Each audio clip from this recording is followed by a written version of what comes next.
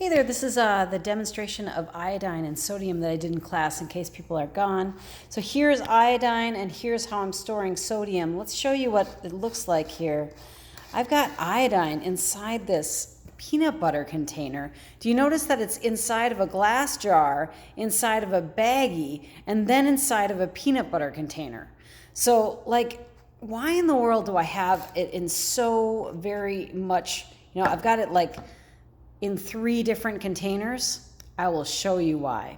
When I first got here, oh boy, I gotta show you this. When I first got here, it was in just this container, just the glass jar with the baggie. Notice that the baggie is already turning a little bit gray, brown, right?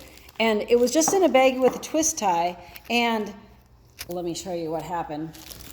It was sitting up here in the cabinet, right like this. And do you notice what happened to the roof of my cabinet? It is all full of rust. Even the door is rusty. And that is all from this iodine. And it's able to turn into a gas, and it sneaks out through just about all the little containers I put it in. And it reacts with, notice, it reacts with the metal. That's a metal cabinet, so it's reacting with the metal. So iodine loves reacting with metal. That's what you need to know.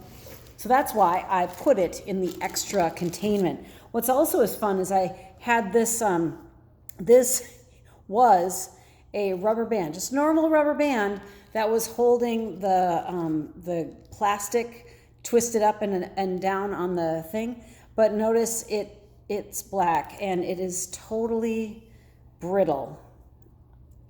Let's see if I can show you that. Totally brittle. The rubber is now all super brittle, and the rubber band is no good anymore. So that's why I keep it in the peanut butter jar. You probably notice the peanut butter jar is even turning a little bit brown from the reaction with iodine. So that's iodine. Let me show you what it looks like. Here is a little sample of it. I put a paper clip in there just to show that it reacts with iodine just today, and you can already see that the paper clip is starting to get a little bit rusty. I've got another secondary reaction in there that's kind of fun. But do you see how the iodine, that's the iodine, those little crystals right there? Those crystals, those are the iodine. You can see it kind of looks like kind of sparkly and crystalline, and they're definitely brittle, right? So that's the iodine. If I just let it sit here out, all those crystals would eventually sublimate away. They'll go into a gas. So iodine likes to turn from a solid into a gas, even at room temperature. So that's how it gets out of its containers, is it turns into a gas and sneaks out of all the containers and then goes and reacts with stuff. It smells a lot like chlorine. It kind of burns your nose, burns your eyes. We're not going to try to smell it very much. So then, that's iodine. Let's look at sodium. Oh, and then I should tell you, iodine does not react. It's brittle. It does not react with hydrochloric acid or copper chloride. I think that's all you need to know. Sodium. Now sodium, here's sodium metal. It's not sodium salt. So here's sodium metal, and I want you to look. It looks kind of gross, doesn't it? It looks like kind of a white, powdery, gray, gross thing, except look at right where I cut it.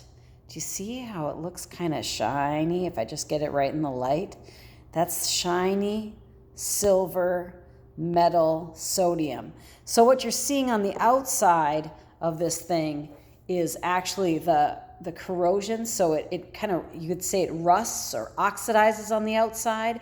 Anytime it's exposed to any oxygen, it will turn to rust. So very quickly, even if I pulled it, so I've got it under oil right now to try to keep the oxygen and water away to preserve it. Otherwise, if I left it out in the air, this whole thing would just be a big pile of white powder by the end. It'd be sodium oxide. It'd just be really boring.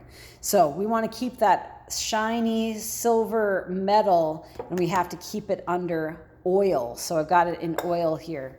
So that's that, and I cut it with this little, just with the little spoon. I was able to like just scoop it out, you know, so it's very malleable, very soft silver metal. I did put it into water for the rest of the class. I'll kind of link to a better picture of that. It's hard to videotape that well, but there's a million videos of sodium in water. It's a cool reaction. Let's see, and I think that's it. This sodium will react with water, which means it also reacts with the hydrochloric acid really well, and it also reacts with the copper chloride. And you could picture it, if you want to picture it, it reacts exactly the same as magnesium, except faster. More bubbling, faster bubbling, much more vigorous, but it does the same. In the end, it comes up with the same products. It's a similar reaction, but it is way faster. So that's sodium, metal, and iodine.